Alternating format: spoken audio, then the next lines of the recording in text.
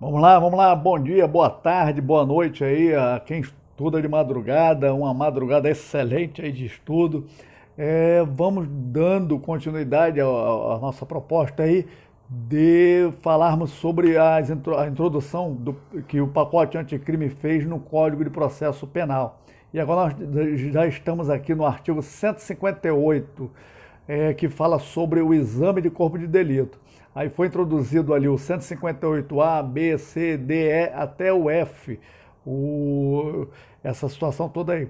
Nós vamos falar praticamente todos eles aqui, tendo em vista que a situação é mais conceitual, a situação aqui é mais envolvido ao que a própria lei aqui ela vem transmitindo aqui, tá? Poderia isso aqui estar sendo feito uma portaria interministerial dentro dos órgãos de segurança pública para fazer tudo isso aqui, não acrescentar tudo em lei aqui no Código de Processo Penal. Mas o legislador entendeu dessa maneira e não podemos brigar com o legislador. E sim o concurso lá nós temos que realizar conforme está à luz aqui da legislação, no nosso caso do processo penal.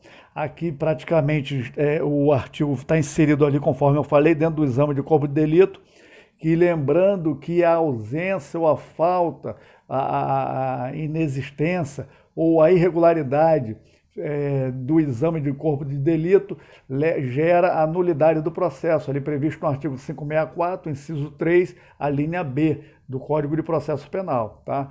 Então, isso, o que tem também no que tange a cadeia de custódia, nós vamos falar sobre cadeia de custódia, que foi a introdução feita pelo pacote anticrime aí.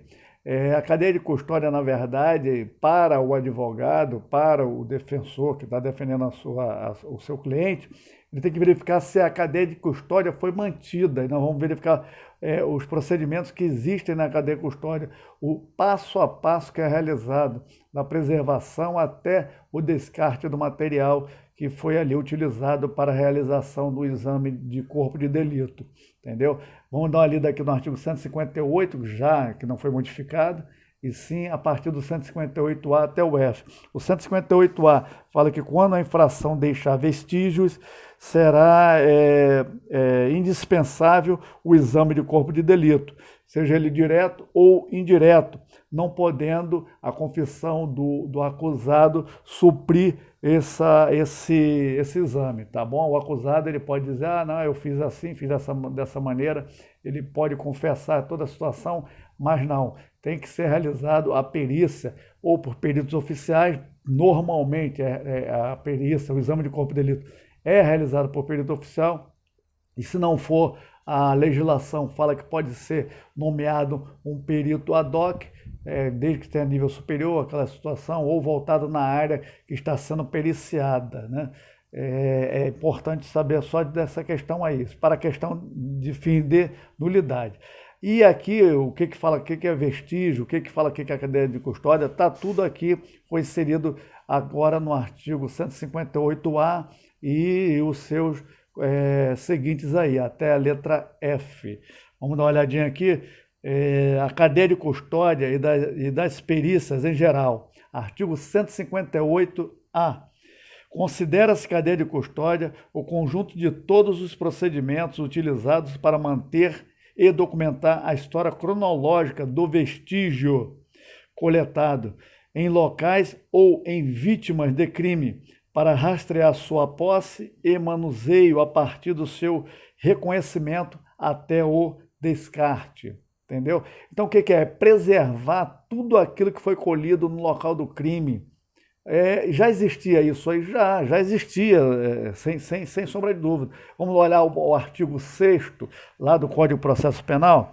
Olha só, logo que tiver conhecimento da prática da infração penal, a autoridade policial deverá, aí vem lá a linha, o inciso 1, dirigir-se ao local, providenciando para que não se altere o estado e a conservação das coisas até a chegada dos peritos criminais. Ou seja, aí apreende objeto que tiver ali relação com o fato, por aí vai. Ou seja, já existia, o local do crime deveria ser preservado pela autoridade policial, ou o primeiro agente de segurança pública, no caso, normalmente quem chega no local do crime, desses crimes que são que são chamados não transeuntes, aqueles que deixam vestígios, né, normalmente, o policial militar ele chega no local do crime, ele faz a chamada preservação, um homicídio, preservar o local. E tudo que estiver ali na cena do crime, no local do crime, deve ser preservado. E aí sim começa ali, a partir daquele momento, a chamada cadeia de custódia, a partir da chamada preservação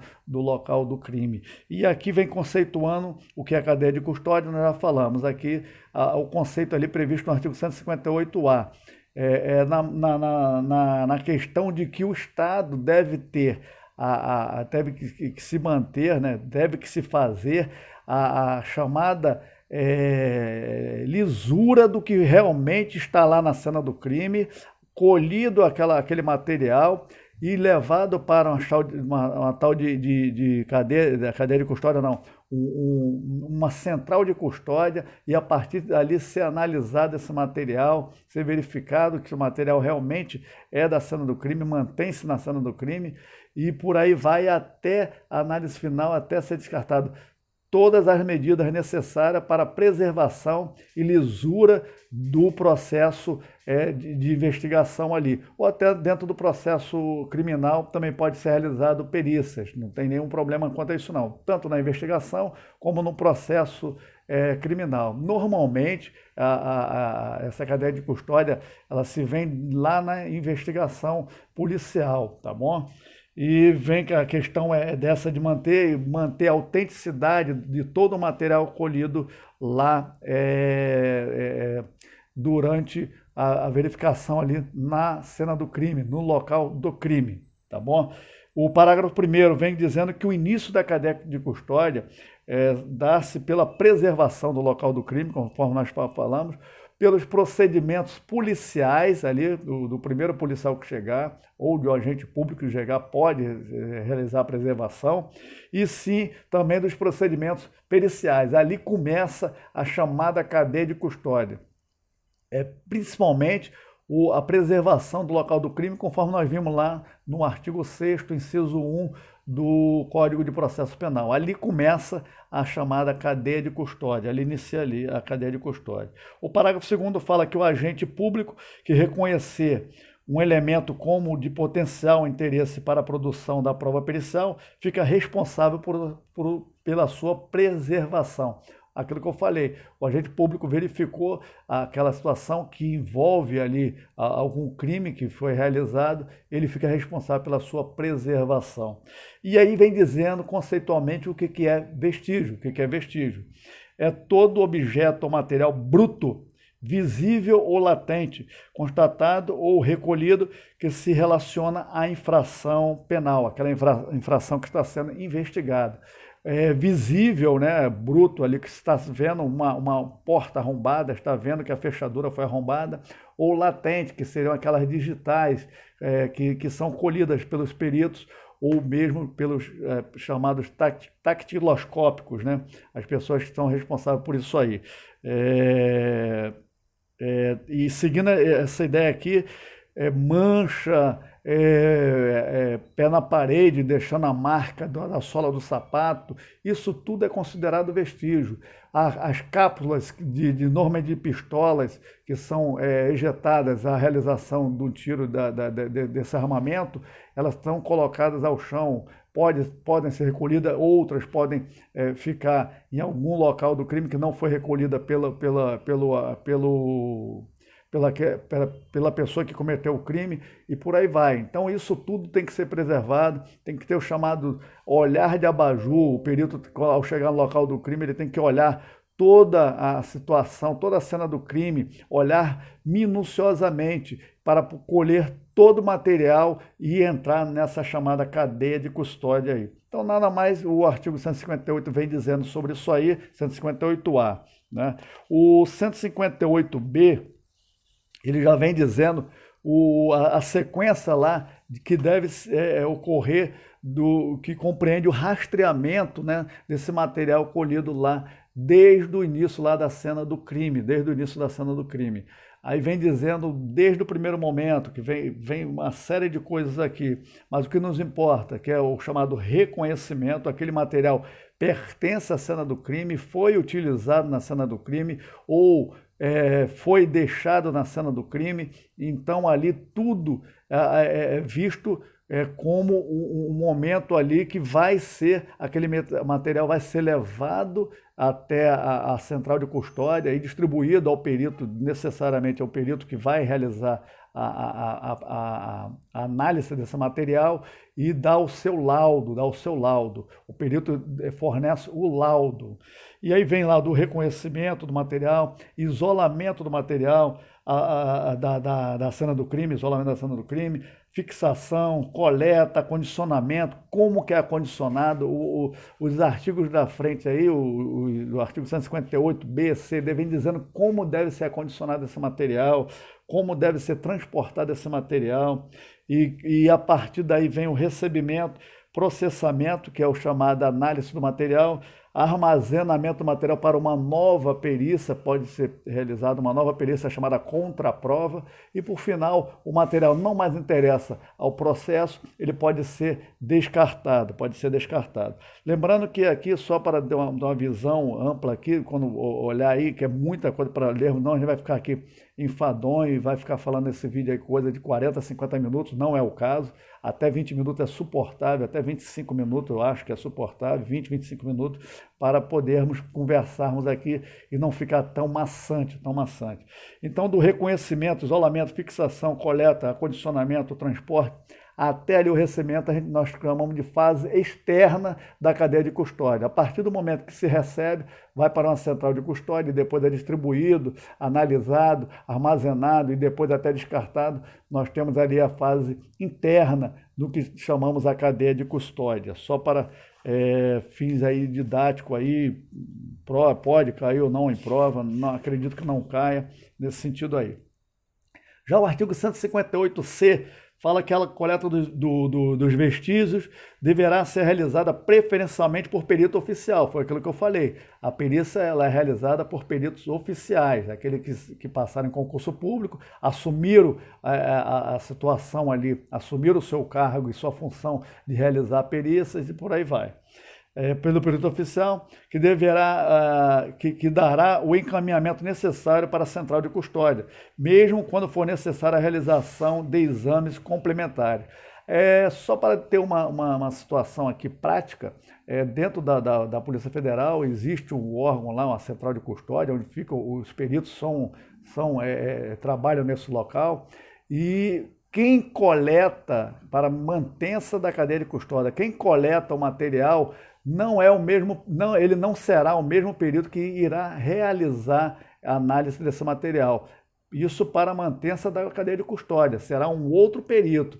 Então aí já temos aqui a autenticidade do material passada para um outro perito e a lisura da investigação, a lisura do procedimento pericial é feita para manter por outro perito e mantém então essa integridade aí, essa autenticidade que é dada à chamada cadeia de custódia, tá bom? Isso acontece na Polícia Federal.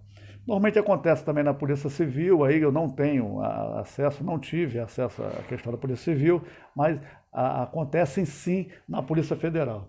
O parágrafo 1º do artigo 158C, continuando aqui, todos os vestígios coletados no decurso do inquérito ou processo devem ser tratados como descrito nesta lei, ficando o órgão central de perícia oficial de natureza criminal responsável por detalhar a forma do seu cumprimento. Tá, tranquilo.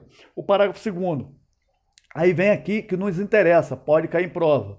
É proibida a entrada em locais isolados, bem como a remoção de quaisquer vestígios de locais de crime antes da liberação por parte do perito responsável, sendo tipificado como fraude processual a sua realização. Então, quem entrar ali, que não tem autorização de entrar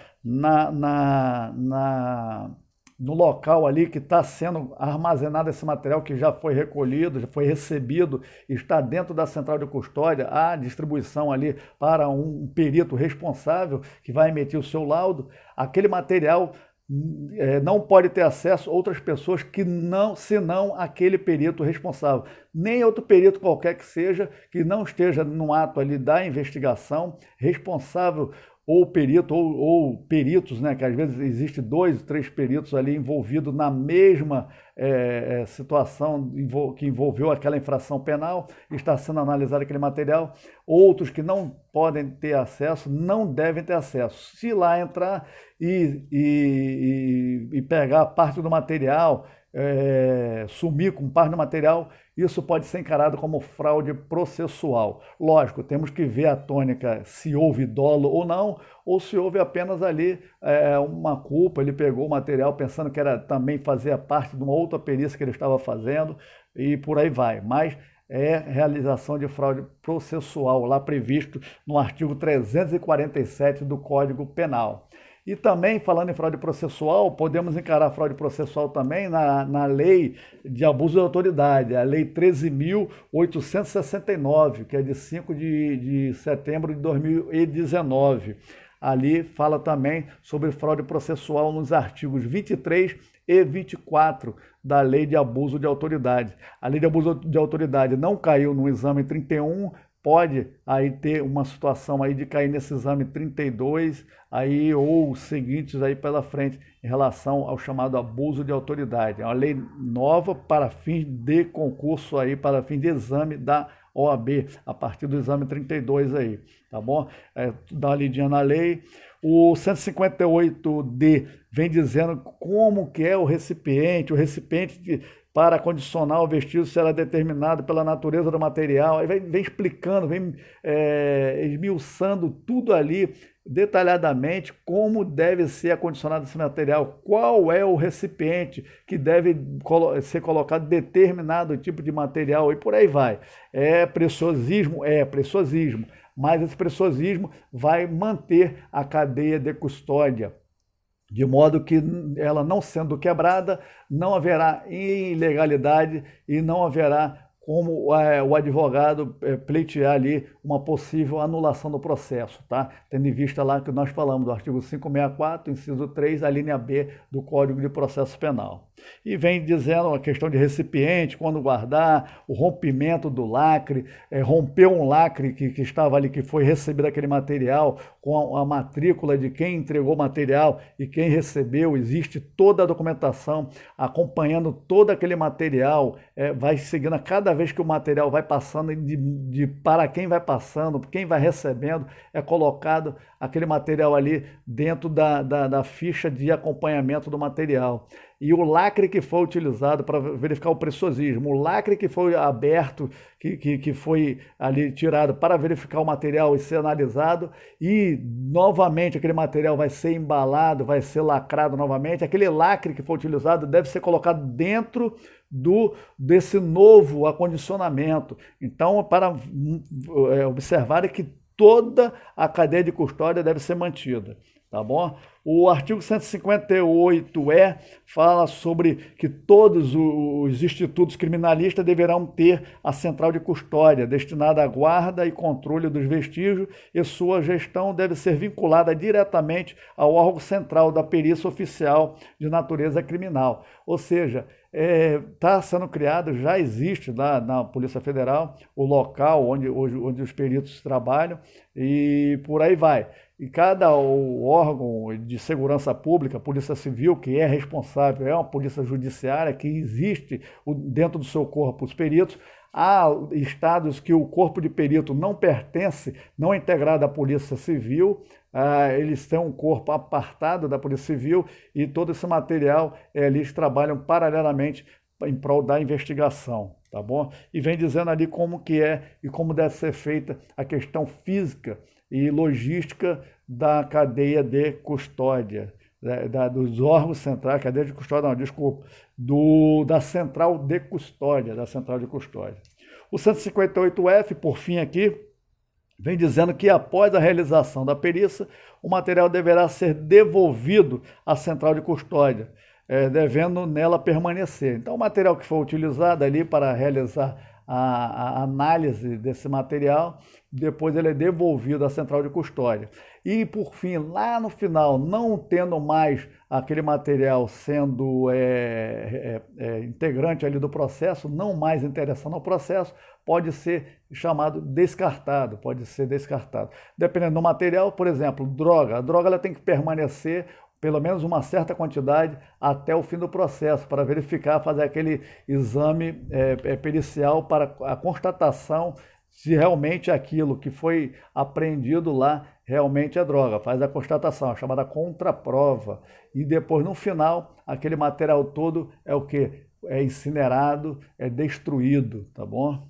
E o parágrafo único do artigo 158F, que é o último artigo que foi introduzido aí no que tange a cadeia de custódia, pelo pacote anticrime, vem dizendo que caso a central de custódia não possua espaço ou condições de armazenamento de determinado material, deverá a autoridade policial ou judiciária determinar as condições de depósito do referido material em local diverso, mediante requerimento do diretor do órgão central de perícia oficial de natureza criminal. Pode ser, por exemplo, apreensão de contrabando de cigarros, uma quantidade enorme de galpão. Onde nós vamos acondicionar? A perícia, com certeza, a central de custódia não vai ter condições de armazenar tanta quantidade daqueles cigarros contrabandeados.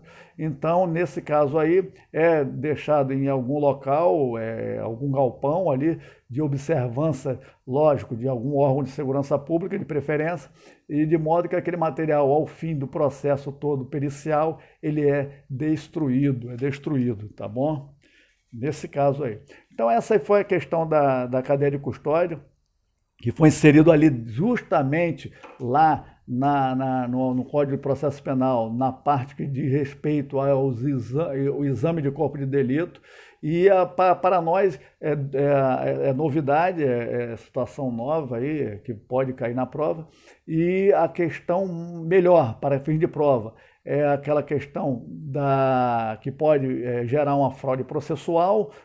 Estamos ali, a fraude processual dentro do artigo 357 do Código Penal, desculpa, e também lá a fraude processual prevista no artigo 23 e 24 da Lei de Abuso de Autoridade, é novel para a gente.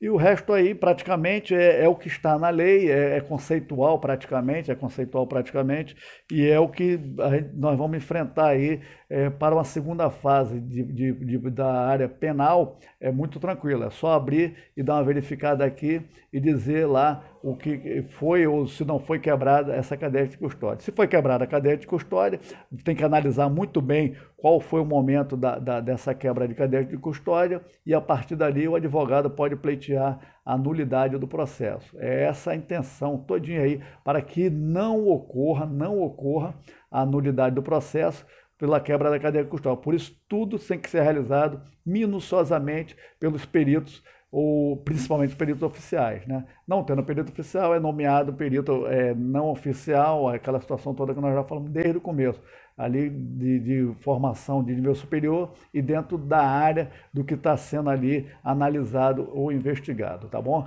Então é muita coisa, muita informação, mas é importante que nós façamos uma lida de todo desse conteúdo aqui, desde o 58A até o 58F, para não passarmos em branco, para não dizer que não falamos das flores. Felicidade a todos e a todas, e cuidem-se e continuem estudando aí. Felicidade, até o próximo vídeo, até o próximo encontro. Um abraço.